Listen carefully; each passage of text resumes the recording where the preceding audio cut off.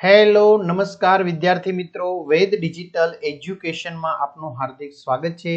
આજે આપણે ધોરણ 8 વિષય ગુજરાતી પાઠ નંબર 8 ઘર જેમનું સરસ મજાનો ભાગ 2 આપણે જોવાના છીએ।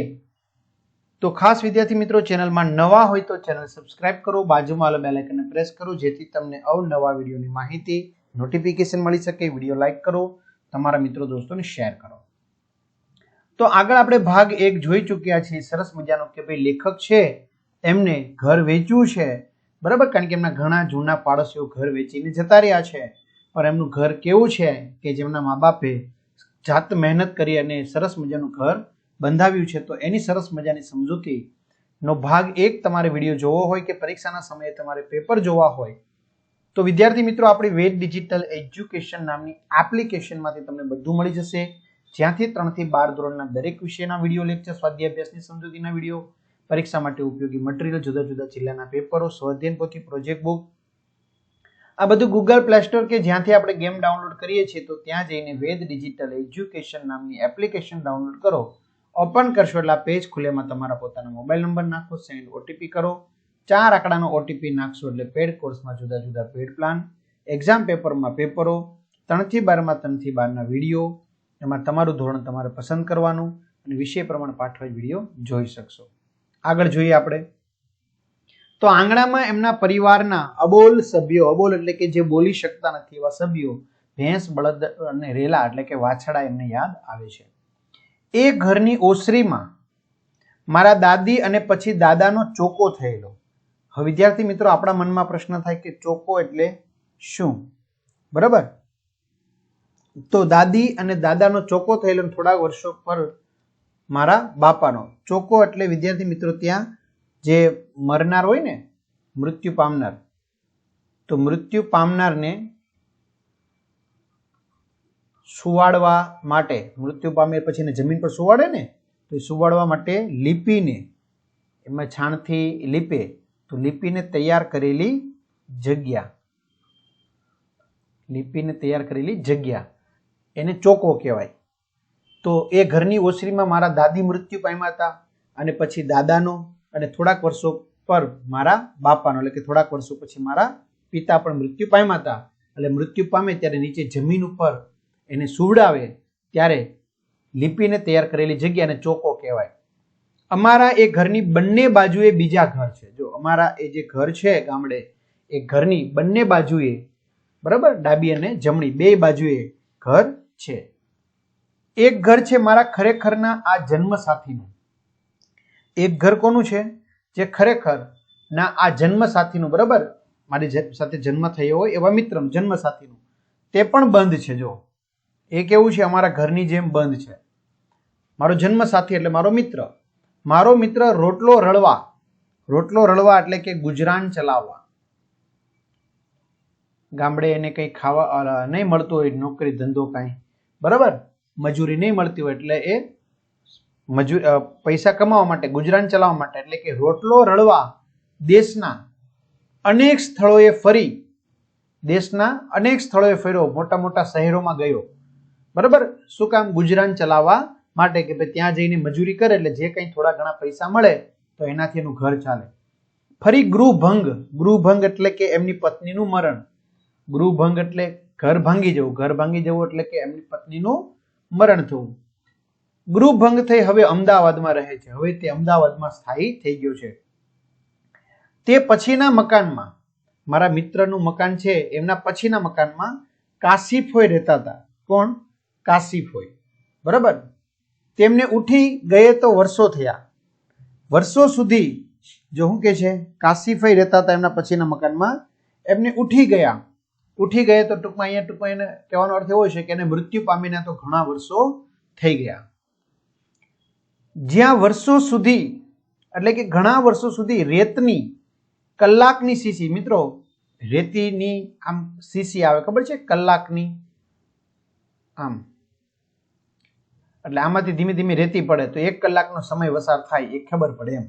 તો રેતની કલાકની સીસી લઈને રોજ સામાયિક કરતા, સામાયિક એટલે ક્ષમતાપૂર્વક એકાગ્ર બેસવાનો નિત્યક્રમ, એને સામાયિક કહેવાય, બરાબર। તે ઓસરીમાં હવે ફાંદવાળા એક બારોટ સૂતા જોવા મળે છે. તે ઓસરીમાં હવે કોણ જોવા મળે છે? તો કે મોટી ફાંદ હોય એવા એક બારોટ સૂતા જોવા મળે. બરાબર? ક્યાં? કે જે આ કાશીમાં ફોઈ રહેતા હતા ત્યાં. સામેના ઘરનો માલિક, એટલે કે અમારા ઘરની સામેના ઘરનો જે માલિક છે, બરાબર, મકાન માલિક જે કે માલિક, એ પ્રૌઢ વયે પણ કુંવારો જ ઉઠી ગયો. પ્રૌઢ વયે એટલે કે મોટી ઉંમરે પણ કુંવારો જ ઉઠી ગયો. કુંવારો એટલે એના લગ્ન નહોતા થયા, બરાબર, અને મોટી ઉંમરે એ મૃત્યુ પામી ગયો.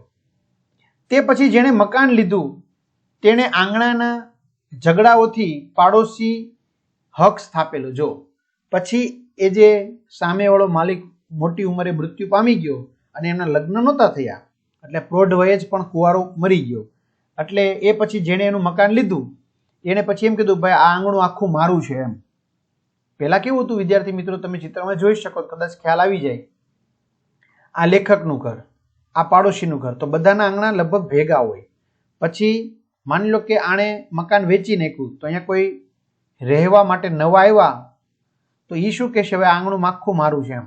એટલે ઝઘડા કરે એમ, બીજું કાંઈ નહીં.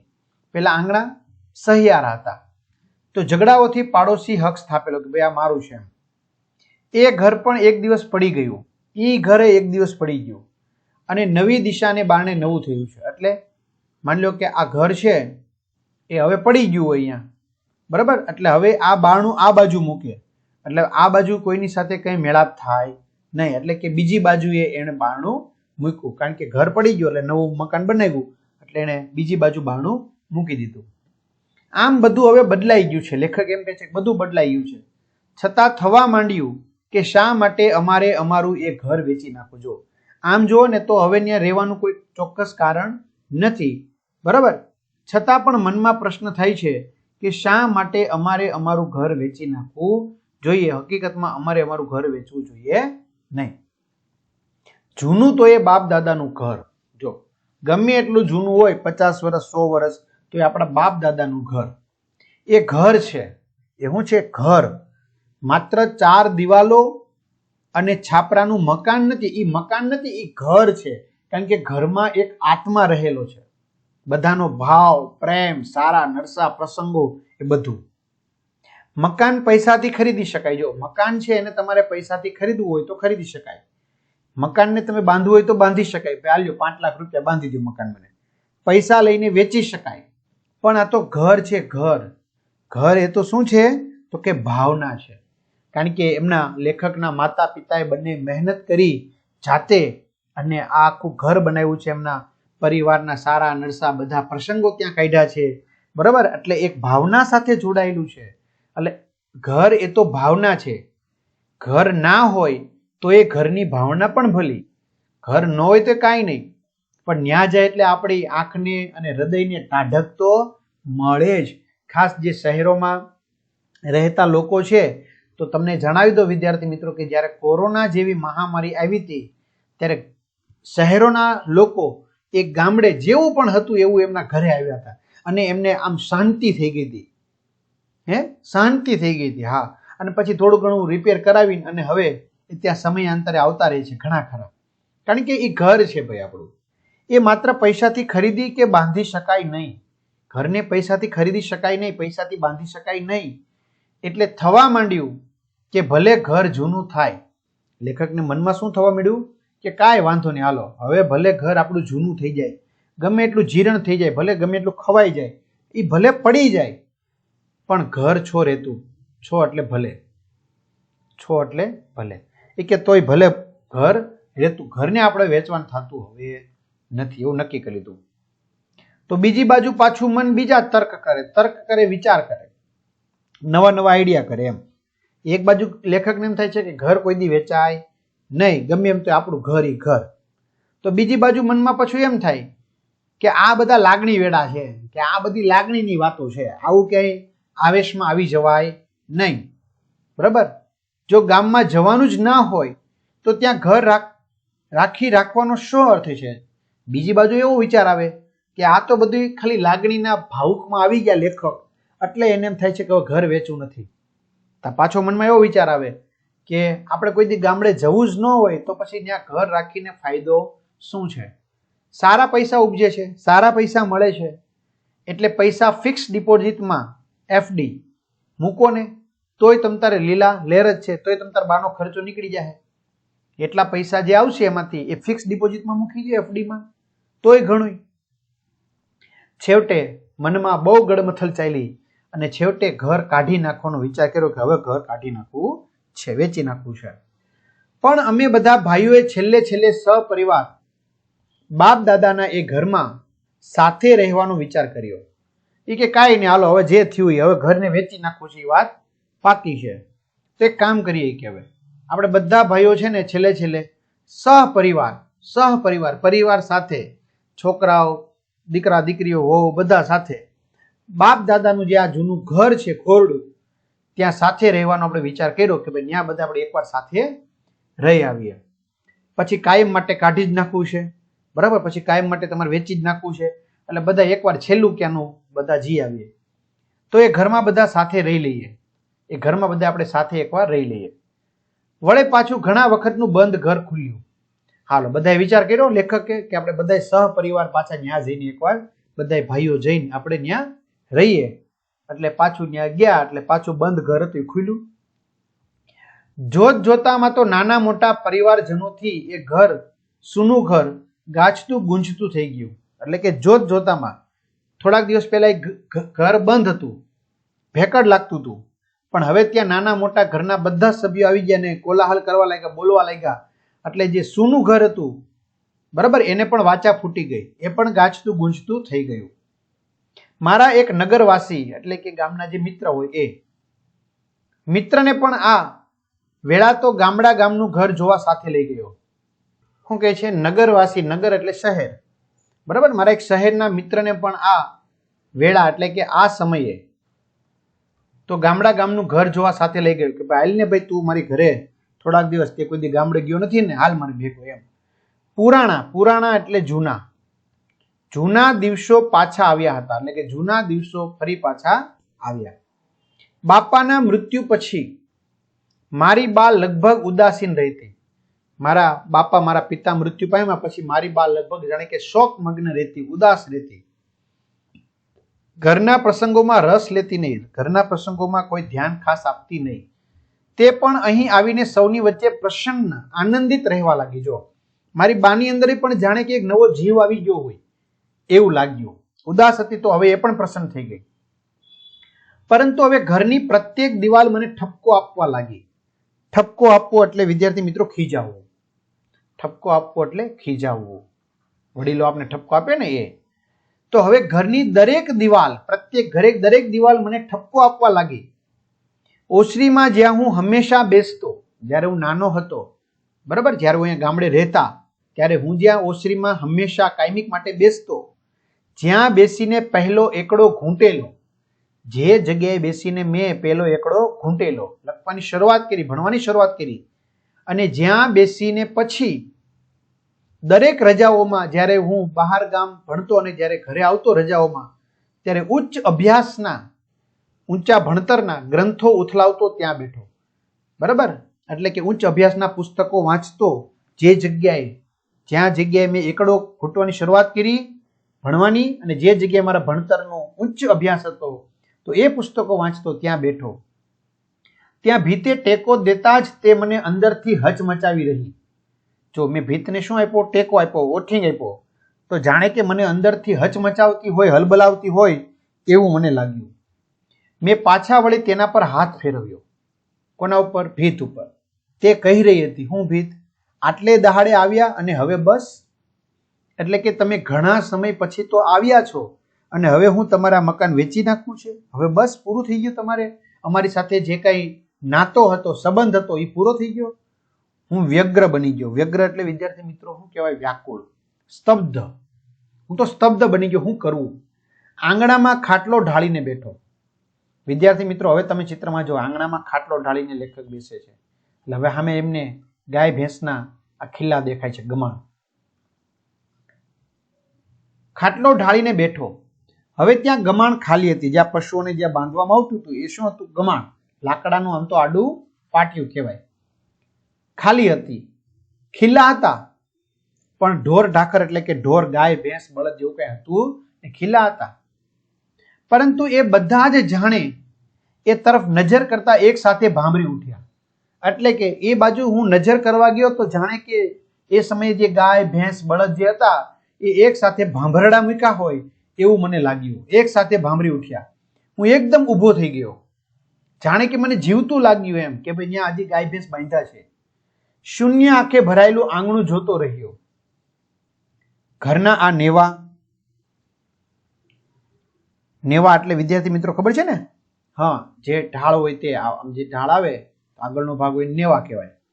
તો ઘરના આ નેવા કેટલા બધા ચોમાસા એનું સંગીત સાંભળ્યું છે. જો ઘરના આ નેવામાં વરસાદ આવે તો સરસ મજાનો અવાજ આવે તો એ સંગીત એક પ્રકારનું કહે છે, તે મેં સાંભળ્યું છે. અહીં તોરણ નીચે મારી બહેનો પરણવા બેઠી હતી.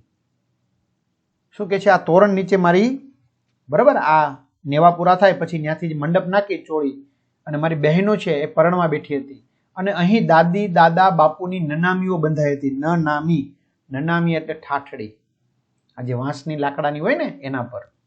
ગળે ઢૂમો ભરાવા જેવું થઈ ગયું, એટલે કે આમ ન બોલી શકાય એવું થઈ ગયું. ગળે ડૂમો ભરાઈ ગયો, લાગણીના ઉભરાથી હૃદય ભરાય એવું, એટલે ગળે ડૂમો ભરાઈ ગયો એમ. બરાબર. આગળ વિદ્યાર્થી મિત્રો હવે વધીએ આપણે ફરી પાછા. ઘરના ઓરડામાં ગયો, પછી ઘરના ઓરડામાં ગયો, રૂમમાં. બંધ જીરણ ઓરડા વધારે મુખર લાગ્યો. શું કે છે? બંધ ઓરડો હતો, જીર્ણ થઈ ગયેલો ઓરડો હતો એ વધારે મુખર, મુખર એટલે બોલકો, મુખર એટલે બોલકો લાગ્યો, જાણે કે કંઈક બોલતો હોય. પછીત, પછીત એટલે પાછળની એક નાની જાળીમાંથી થોડુંક અંજવાળું આવતું હતું. ઘરના એક ઓરડામાં ગયો, બંધ ઓરડામાં, તો બંધ ઓરડો કંઈક કહેવા માંગતો એવું લાગ્યું, બોલકો લાગ્યો. પાછળની એક નાની જાળીમાંથી થોડુંક અંજવાળું આવતું હતું. આ ઓરડો એક વેળા એટલે કે એક સમયે આ ઓરડામાં કોઠીઓ કોઠલાઓથી ભરેલો રહેતો. બરાબર, જે અનાજ ભરવાની કોઠીઓ હોય ને, કોઠલાઓ, એનાથી ભરેલો રહેતો હતો. એ બધું આ રૂમમાં હતું. પરંતુ આ કોઠી કોઠલાઓ બધું ક્યારનું કાઢી નાખ્યું છે, એટલે કે વેચી નાખ્યું છે. પણ ત્યાં હજી ખૂણામાં વલોણું, બરાબર, જ્યાં છાસ વલોવામાં આવતી તે વલોણાની મોટી ગોળી એટલે કે ગોળ મોટું વાસણ અને ખીંટીએ મોટો રવૈયો, રવૈયો એટલે કે દહીં વલોવાનો દાંડો, એને રવૈયો કહેવાય. એ લટકે છે હજી અહીં, કારણ કે એ વેચવા ન દેતા કોઈ, બરાબર, વલોણું વેચવા દેતા નહીં. અહીં હું જન્મેલો, મારા સંતાનો પણ અહીં જન્મેલા, પરંતુ હવે અમે બધા ક્યાં છીએ? શહેરોમાં. વચલા ખંડમાં, વચલા રૂમમાં જ્યાં અમે સૌ જમતા, બધા જ્યાં જમતા, ત્યાં થઈ ફરીવાર હું ઓસરીમાં આવું છું. એટલે કે ત્યાંથી પસાર થઈ ફરી વખત હું ઓસરીમાં આવ્યો છું. તો મેં જોયું તો બા એકલી બેઠી છે. બા કેવી બેઠી છે? એકલી બેઠી છે. એટલે ટૂંકમાં લેખકે ગામડે આવીને બધી નજર નાખી લીધી, પછી બા એકલી બેઠી હતી, ત્યાં ગયા. અત્યારે સૌ આઘા પાછા છે, એટલે કે અત્યારે બધા આડાઅવળા થઈ ગયા છે, ત્યારે બા એકલી છે, બીજું કોઈ નથી. એમ જોઉં છું તો ઘરડી બા રડતી હતી. જો મારી બા છે, ઘરડી થઈ ગઈ છે, વૃદ્ધ થઈ ગઈ છે, તો એ રડતી હતી. બાને ઓછું ભળાય છે, ભળાય છે એટલે દેખાય છે, ભાળે છે. બાને ઓછું દેખાય છે, ઓછું સંભળાય છે, કારણ કે ઉંમર થઈ ગઈ ને, એટલે દેખાય ઓછું, સંભળાય ઓછું. હવે જાજુ કાઢે એમ પણ નથી. જાજુ એટલે 2, 5, 10 વર્ષ, હવે વધારે, એનાથી વધારે વર્ષ નહીં જીવી શકે. 70-80 વર્ષની ઉંમર થઈ તો હવે 70-80 વર્ષ ન જીવે, 5-10 વર્ષ એમ. મેં પાસે જઈને પૂછ્યું બાને, આ શું બા? તું રડે છે બા? આ શું છે બા? તું શું કામ રડે છે બા? અને એનાથી મોટેથી રડાઈ ગયું. અને મારી બા મોટેથી રડીને બેઠી, બરાબર, એનાથી આમ એનું હૈયું ભરાઈ ગયું મારી બાનું, અને એ મોટેથી રોવા મળી. આ ઘર બેટા, એટલું માંડ આંસુ અને હિપકા સાથે બોલી, આ ઘર તારે વેચી નાખું છે બેટા? એમ એટલું તો માંડ આંસુ અને હિપકા સાથે બોલી. બાપુજીના અવસાન વખતે નહોતી રડી એટલું બા રડી રહી હતી. જો જ્યારે મારા બાપુજી મૃત્યુ પામ્યા ત્યારે જેટલું નહોતું રડી એટલું અત્યારે રડી. ધીરે ધીરે હિપકા વચ્ચે એને કહ્યું, ધીરે ધીરે હિપકા ભરતા ભરતા એને કહ્યું, આ ઘર હું જીવું છું ત્યાં સુધી ના કાઢશો. આ ઘર હું જીવું છું ત્યાં સુધી તો તમે વેચતા જ નહીં. બરાબર, હિપકા ભરતા ભરતા એને કીધું, આ ઘર હું જીવું છું ત્યાં સુધી ન વેચતા. હવે હું જાજા દિવસ નથી, પછી તમારે વેચવું હોય તો વેચી નાખજો, પણ હું છું ત્યાં સુધી તમે વેચતા નહીં. તો વિદ્યાર્થી મિત્રો, સરસ મજાની આ પાઠની સમજૂતી આપણે જોઈ છે. તો આવા જ સરસ મજાના વિડીયો તમારે જોવા હોય બરાબર તો આપણી ચેનલ સબસ્ક્રાઇબ કરો, કમેન્ટ કરો કે તમને વિડીયો કેવો લાગ્યો તો ત્યારે જ તમારા મિત્રો દોસ્તોને જાણ કરો. ચેનલમાં નવી ચેનલ સબસ્ક્રાઇબ કરો. ત્યાં સુધી રાખીએ. અસ્તુ. જય હિન્દ, જય ભારત.